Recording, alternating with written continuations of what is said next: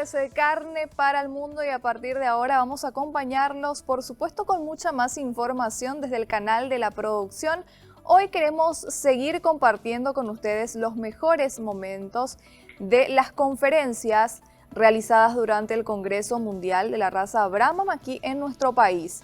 Estuvimos disfrutando de una jornada maratónica que iniciaba a tempranas horas y se extendía hasta la tarde.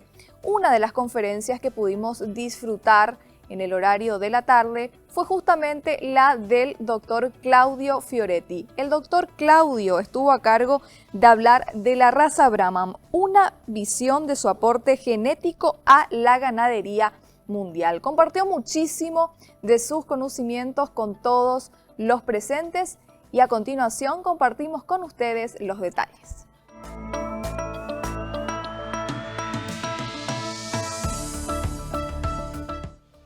Me gustaría comenzar mi charla primero resaltando la calidad de los expositores que estuvieron esta mañana. Realmente para mí es un honor compartir este panel con especialistas tan prestigiosos de distintos puntos del mundo y también aprovechar la oportunidad para felicitar a la Asociación Criadores de Brahman de Paraguay por el impecable congreso que venimos disfrutando. Ayer creo que hemos visto un tipo de ganado en volumen y en calidad digno de destacar, una prolijidad en la presentación, en los horarios, la manera amigable que nos tratan, que nos reciben, que nos llevan, nos traen, nos muestran. Realmente Paraguay siempre fue y cada vez más un país donde uno puede hacer muy buenos negocios y cultivar amistades. Felicitaciones a los expositores, felicitaciones a los cabañeros, a la asociación propia de Brahman, sus comisiones junior de genética, de comunicación. Realmente un trabajo impecable y por qué no brindarle un fuerte aplauso a todos ellos.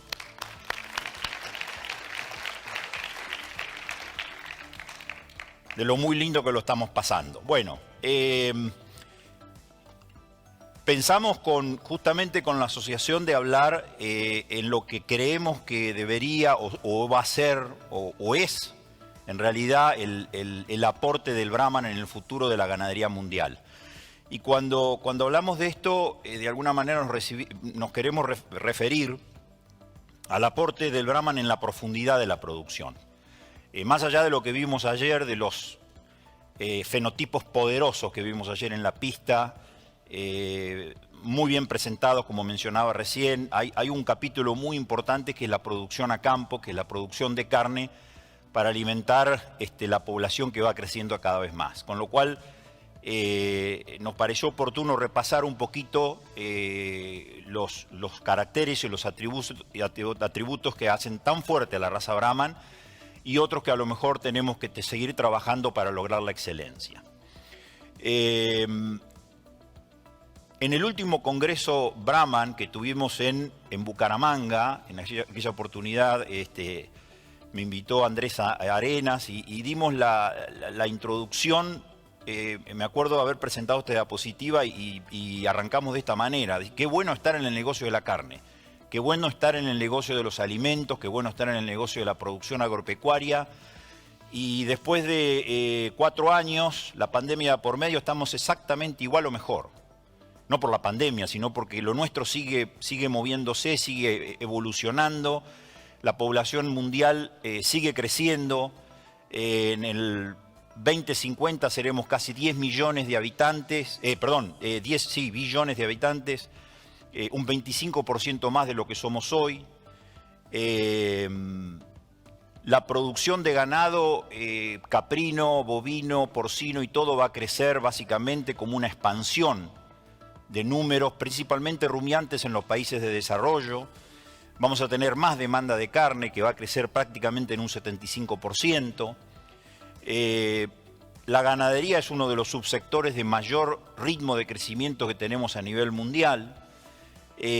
Muchos países en desarrollo ya están pasando la producción de los países desarrollados y en conjunto de hecho lo hacen. Fíjense el cuadro de abajo donde nos muestra en línea roja que ya los países en desarrollo están produciendo más carne que los países desarrollados y el crecimiento de la población mundial, con un crecimiento muy importante de la población urbana.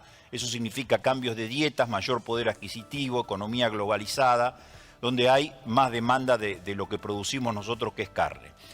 Y de alguna manera también podemos decir que mientras en su momento la revolución verde fue propulsada por la tecnología, semillas, agroquímicos, etcétera, maquinaria, la revolución ganadera está impulsada de alguna manera en la demanda. O sea, nosotros estamos produciendo más porque nos demandan más. Porque termina el año y vendemos toda la carne, la vendemos a un muy buen precio a nivel mundial, incluso por arriba del cerdo y el pollo. Quiere decir que producimos calidad, lo podemos vender y al año siguiente tenemos que seguir trabajando. El stock mundial bovino empezó a contraerse de alguna manera allá por los años fines de los 90, ¿sí? Empezó a caer un poquito, se amesetó en este momento. Actualmente estamos en 1 billón de cabezas de bovinos a nivel mundial. Y la producción siguió incrementándose. Este efecto tijera se logró básicamente por los países desarrollados, ¿no? Los países que empezaron a trabajar más con datos, que empezaron a trabajar más con producción, con productividad. Dentro de ello, por ejemplo, Estados Unidos. Estados Unidos en los últimos 60 años duplicó su producción de carne, habiendo bajado 10 millones de cabezas, ¿no? Como para poner un ejemplo. Produce en este momento el 18% de la carne mundial con solamente el 6% del stock.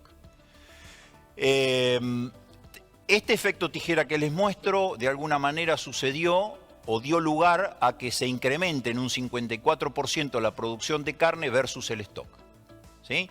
Y hay una movida o un movimiento importante a nivel mundial, que es cada vez tenemos más ganado en los países tropicales y subtropicales. Cada vez hay más proporción de ganado en estos países. Y es una tendencia que sigue creciendo. Hoy 2/3 del ganado bovino está en los países de zonas calientes, ¿sí? Aproximadamente unos 800 millones de cabezas.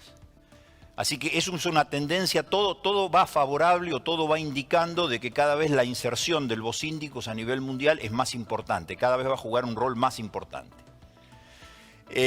Por lo tanto, no tenemos ninguna duda que el Brahman y todo lo descendiente del bocíndicos están llamados a ser un bastión importantísimo en la producción de carne o en el futuro crecimiento de la producción de carne.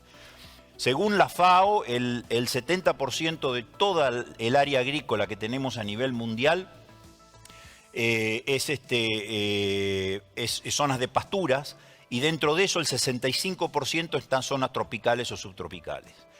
Se estima que por lo menos el 70% del crecimiento de la producción de carne va a estar en países calientes, por así llamarlo, ¿no? El sur de Estados Unidos, México, gran parte de Oceanía, África, América Central y Sudamérica, donde ya tenemos prácticamente todo en conjunto, el 80% del ganado que se produce a nivel mundial. Con lo cual, si volvemos un poquito al título y decimos, bueno, a ver, ¿en qué contribuye Brahman en todo esto o en qué va a contribuir?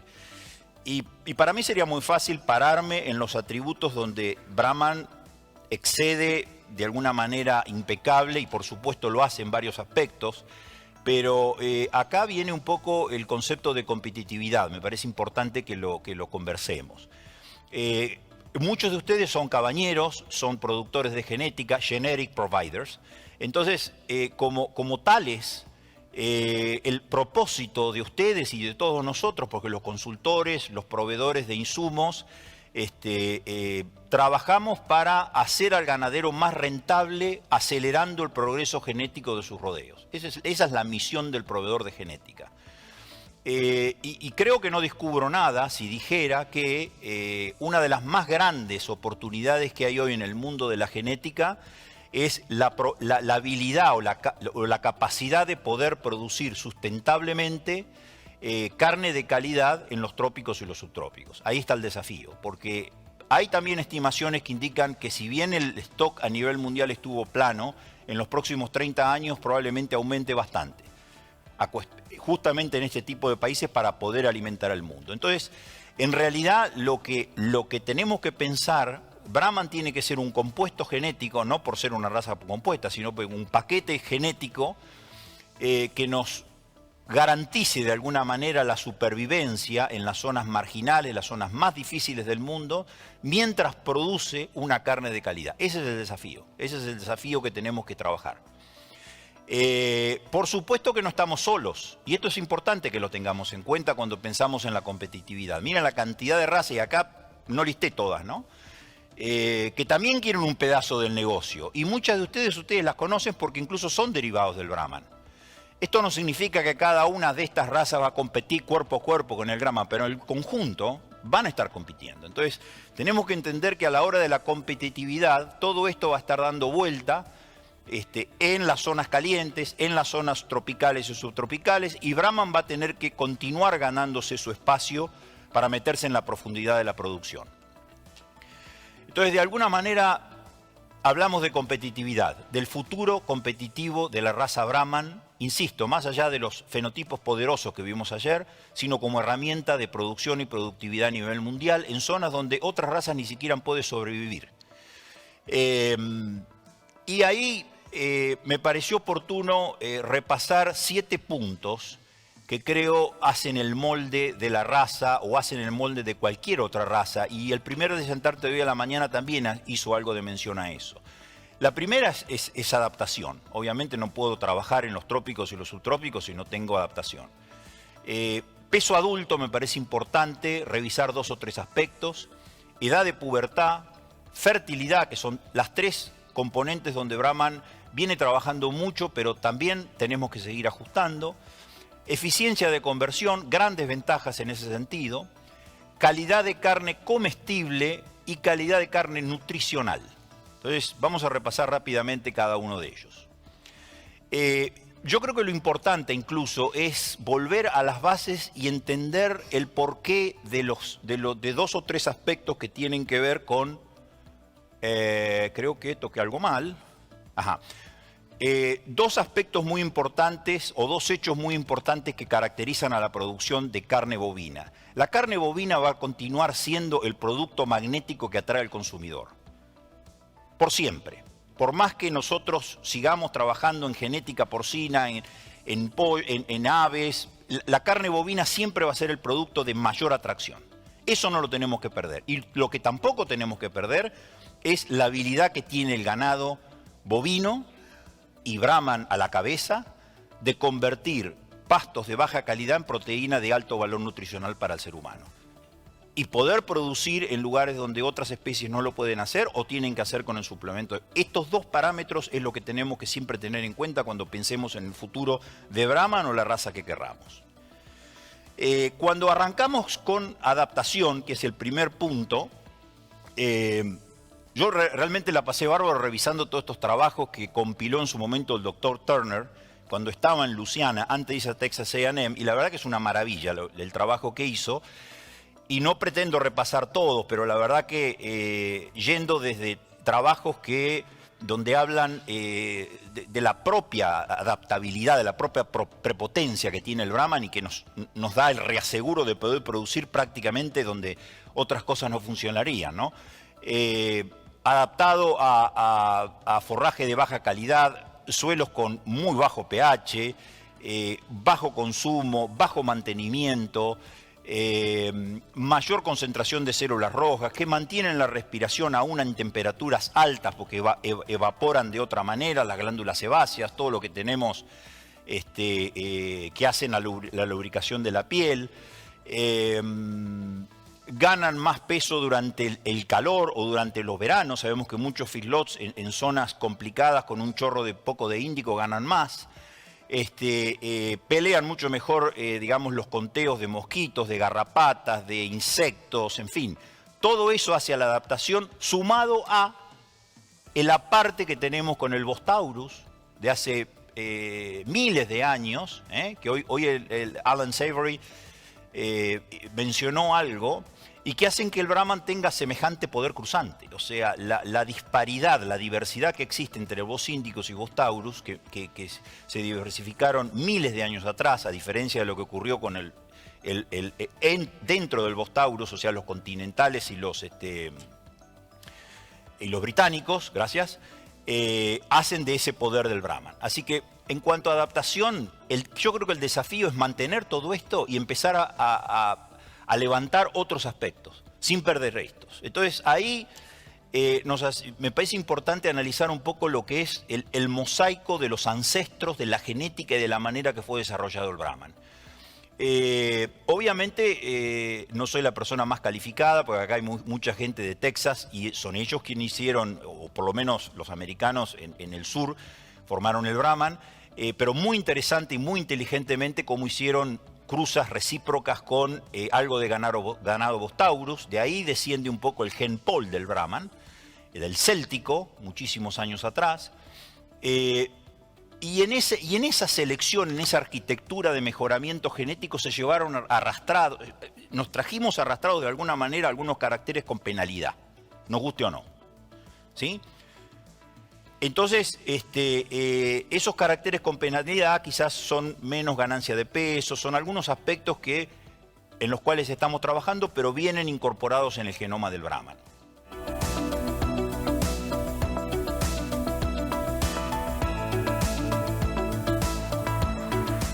En esta primera parte vivíamos un poquito de lo que fue su disertación. Nosotros ahora tenemos que hacer una pausa, pero a la vuelta vamos a continuar con el doctor Claudio Fioretti y su participación en el Congreso Mundial de la Raza Brahma.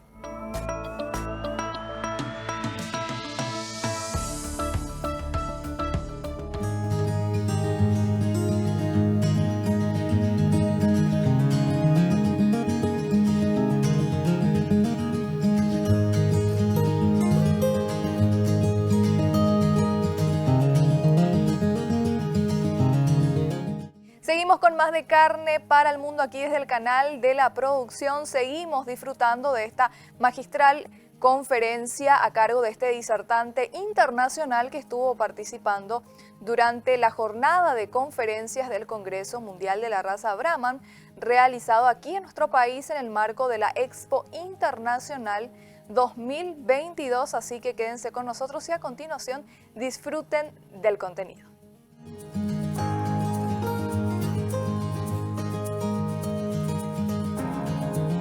Hoy cuando arranqué yo dije, bueno, hay 4 o 5 aspectos, mencioné adaptación y vimos todo lo que tiene el Brahman y toda la oportunidad que nos ofrece el Brahman hoy para mantener esa adaptación y luego mejorar en otros aspectos. Acabamos de hablar de tamaño adulto y ahora pasamos a edad de pubertad. Y en edad de pubertad es muy importante en los subtrópicos porque es un cuello de botella en la producción, es un enorme cuello de botella en la producción. Y podemos definirla de varias maneras. Hay gente que la define la cantidad de progesterona que hay en plasma, o las primeras imágenes de cuerpos lúteos, o la detección del estro, la circunferencia escrotal, la vieja y tan confiable circunferencia escrotal que está correlacionada con tantas cosas buenas y que es tan importante prestarle atención al año de vida o antes de los 2 años de vida. A mí no me sirve de mucho ver un toro padre de 5 años de edad que tenga 44 centímetros de circunferencia escrotal. Si los tiene, bienvenido, pero los tiene que tener cuando es joven, cuando está creciendo, comparándose con sus contemporáneos. Y un investigador años atrás, Brody, en Inglaterra, dijo que de alguna manera es cuando vemos la inflexión de músculo a grasa, con lo cual el crecimiento, la maduración y la composición en sí es importante. Y acá vemos 2 trabajos, uno hecho en Australia por Fortes y Antonio Reverter, que fue compañero mío en Colorado. Y bueno, fíjense, cuando nosotros trabajamos grandes poblaciones, 1000 datos acá, 1000 y pico acá, en edad de pubertad o primer desarrollo del cuerpo lúteo, y en edad de pubertad en machos manifestada a los 26 centímetros de circunferencia escrotal, fíjense en la heredabilidad que encontramos, 56 y 78. Y nosotros sabemos que los caracteres de la reproducción tienen baja heredabilidad, pero acá tenemos una gran oportunidad para trabajar. Y este otro trabajo hecho en Brasil con 90.000 madres en el ORE, fíjense cómo fueron bajando la edad primer parto. O sea que cuando trabajamos grandes poblaciones, tenemos información para ir seleccionando, ir avanzando en el carácter. Otro aspecto que si bien no es edad de pubertad, pero tiene que ver con la precocidad, y también el concepto de que la sustentabilidad no es algo donde me pongo a trabajar y termino, es algo que vamos a tener que trabajar toda una vida en sustentabilidad. Es importante, por ejemplo, en este trabajo que se hizo en Canadá, donde se demostró que muy poco ganado se faenaba antes de los 20 meses. Y es ahí donde empiezo a perder un poco de velocidad de crecimiento. Cuando empiezo a faenar ganado más atrás de los 20 meses, la emisión digamos, de gases y de todo lo que nos hablaron hoy a la mañana empieza a crecer exponencialmente. Entonces nosotros no solo tenemos que trabajar en edad de pubertad para servir las vaquillonas antes, sino para poder faenar los novillos a temprana edad y meterme el dinero en el bolsillo, hacer rotar el capital, que nuestro negocio es tan lento. Con lo cual la precocidad es un diamante para explotar. Entonces fíjense acá en este otro gráfico, que volvemos a la misma idea o el mismo concepto de selección en ganado de carne. Fijar el peso adulto y tironear de todas las variables de crecimiento. Y eso me lo da la flexibilidad que hay entre el peso adulto y las otras variables de crecimiento inmaduro. Nosotros sabemos que no es 100%, tan pronto como la correlación no sea del 100%, hay manera de seleccionar. Y nosotros lo sabemos. Y cuando revisamos sumarios de Brahman en Australia y en Estados Unidos, vemos que ya están apareciendo esos toros que son más moderados de peso adulto o de tamaño, y sin embargo tienen una buena facilidad de crecimiento, una rápida velocidad de crecimiento y un moderado peso al nacer. Ahora me estoy acordando también que hablábamos con Ignacio, el presidente de la Brahman, de compartirles a ustedes las noticias que la Asociación Brahman de Paraguay está estrenando su primer sumario de padres. Creo que ya están los primeros resultados, había algunos ajustes que se tenían que hacer, que lo hizo con la Universidad de Buenos Aires, que también hace la evaluación Brahman de Argentina, con lo cual es una muy buena noticia, y probablemente en los próximos años tengamos producción de sumarios de padres para ir controlando los toros líderes. Bien, entonces la edad de pubertad no solamente nos importa o nos debería importar en el Brahman para preñar vaquillonas, sino para terminar novillos antes, para rotar el capital más rápido y para estar de alguna manera en sintonía con este tema, que no es porque nos presionen los ambientalistas, es porque es así. Nosotros tenemos que faenar temprano y tenemos que exigirle a los toros que maduren temprano también. ¿Ok? Tenemos que vender toros a la misma edad o antes de lo que se faenan sus hijos. Bien. Pasamos a reproducción y acá todos le tenemos miedo al tema de reproducción. Yo me incluyo porque hay tantos caracteres con baja heredabilidad que uno dice, bueno, ¿para qué me voy a forzar a trabajar si en realidad todo lo mejoro con el medio ambiente, ¿no? Muy poca variación intrapoblacional, digamos, es como que parece como que no es un terreno libre para trabajar. Incluso, cuanto más trabajemos en sincronización de celo, cuanto más trabajemos en armados de inseminaciones de tiempo fijo, menor es la selección natural. Cuanto más meta la mano el hombre, menos manifestación natural de la reproducción hay. Pero es con lo que tenemos que vivir. O sea, hoy tenemos que producir más intensivamente que hace 50 años. No sé si nos podemos dar el lujo de seleccionar por la naturaleza. Entonces, si sincronizamos celos, y si armamos inseminaciones a tiempo fijo, y si armamos servicios de 3 meses, lo cual me parece perfecto, bueno, sepamos que metiendo la mano, nosotros, la mano del hombre, vamos en contra de la selección natural, o por lo menos la opacamos. No sé si para bien o para mal, pero no la vemos bien. Por supuesto que es difícil colectar los datos en sistemas tropicales y subtropicales porque están a pasto.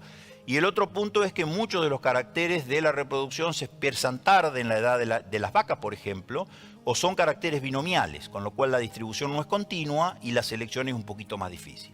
Bueno, con todos estos cucos que le conté, sí es cierto, fíjense este ejemplo, ¿no? Con este señor Tim Schartz, del Douglas Dairy Reserve Farm. No lo conozco personalmente, pero hablé con él largo porque me pareció interesantísimo este trabajo, donde ustedes podrán ver cómo los días de parto, si bien lo que es el promedio del Brahman australiano empezaron a bajar, él empezó a bajar muchísimo en su estación experimental y hoy la selección, que empezó en 1994, fíjense cómo se apartó del promedio de la raza. Fíjense cómo se logró en ese rodeo, en esta estación experimental en Brahman puro, bajar los días de parto. Como también se logró aumentar la circunferencia escrotal, se empezó a seleccionar el mismo año, este es el promedio azul, es el promedio de la asociación y este es el promedio de su rodeo. La verdad que un trabajo impecable. Y él arranca su trabajo diciendo, hemos probado, aunque muchos eran escépticos, que por selección, en el carácter adecuado, podemos influenciar fuertemente en la fertilidad del ganado Brahman. ¿Cómo hicieron? La verdad que son cosas tan simples. Trabajaron en las vacas, toda vaca que no tenía su cría al pie la refugaron. Trabajaron en los acasalamientos al año, donde usaron novillas o vaquillonas fértiles, que generalmente eran las de menor tamaño o de tamaño moderado, con lo cual la composición era la adecuada. Usaron toros que tenían la circunferencia escrotal con buenas mediciones, buena ganancia de peso, buena concentración espermática y un aspecto muy importante, la nueva genética. Ustedes saben que en las poblaciones tenemos 3 efectos para moverlas. Tenemos la selección, la migración y la mutación. Mutación, probablemente como mutó el Hereford del astado al pol, o a lo mejor algunas mutaciones que hacemos nosotros del Brahman gris al rojo y viceversa. Pero lo más importante es la selección y la migración. Cuando yo traigo semen de Estados Unidos o de Australia, o me llevo una vaca, digamos, de acá, de gran campeona, me la llevo a Argentina, estoy migrando genes. Entonces, esta cabaña, cuando llegó el momento de migrar genes y comprar semen de otros, prestó muchísima atención de dónde venía y buscó un proveedor que seleccione lo mismo que él. Porque si yo estoy trabajando en fertilidad, en precocidad y en un montón de aspectos, y cuando incorporo semen de un proveedor que no lo hace, lo incorporo simplemente porque es un lindo toro, me retrocedo en el trabajo. Con lo cual se abre un capítulo muy importante que a mí siempre me parece importante remarcar, que el proveedor de genética es casi tan importante como la raza que elegimos. Y usted lo sabe muy bien porque muchos de ustedes son proveedores, son hacedores de genética, algunos son multiplicadores y el último es el productor comercial. Entonces, si yo tuviera estancia, cosa que no tengo, y tuviera ganado Brahman, yo me preocuparía mucho con el proveedor. O sea, digo, a ver, ¿quién me puede proveer de un sistema de selección o de germoplasma que sea parecido a lo que yo trabajo? Entonces acá volvemos a la importancia que tiene el proveedor de genética, que son importantísimos cuando empieza y cuando termina la cadena.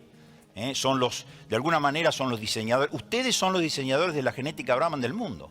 Y después los multiplicadores los siguen y el criador toma esos genes y el figlotero o el que trabaja en el figlot aprovecha esa genética y finalmente el consumidor es el que nos juzga si hicimos las cosas bien o no.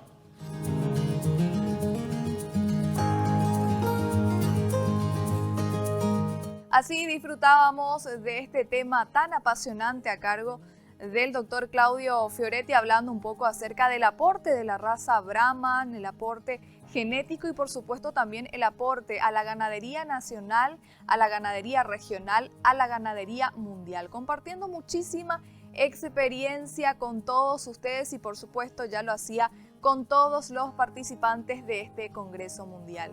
Nosotros llegamos hasta aquí por el día de hoy, pero no se olviden que vamos a seguir disfrutando también de más conferencias aquí en Carne para el Mundo, así que no se pierdan el próximo programa.